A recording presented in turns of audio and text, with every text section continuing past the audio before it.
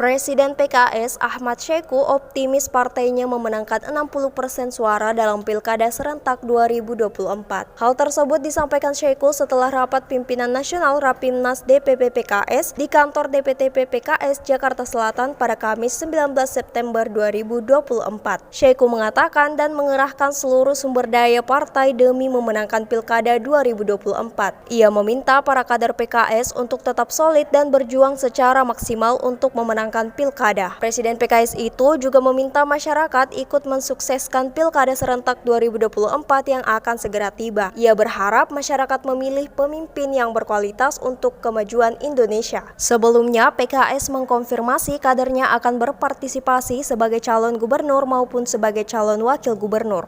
Syeku mengatakan ada 108 kader PKS akan ikut maju dalam pilkada di seluruh Indonesia. Dalam konferensi pers, ada beberapa nama kader PKS akan maju dalam pilkada, seperti Mahyildi Ansarullah, Zulkifli Mansyah, Dr. Haji Muhammad Kasubah, Ahmad Syeku, dan Suswono.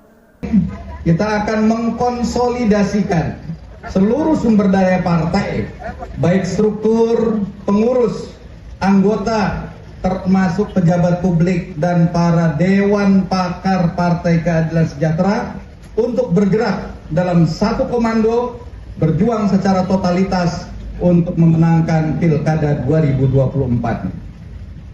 PKS mengajak seluruh rakyat Indonesia, mari kita pergunakan kedaulatan yang sudah diberikan oleh konstitusi untuk mensukseskan Pilkada serentak tahun 2024 yang akan segera tiba.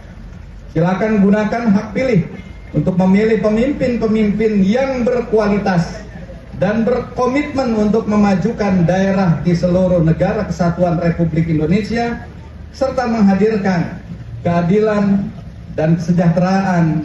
Download Tribun X sekarang, menghadirkan lokal menjadi Indonesia.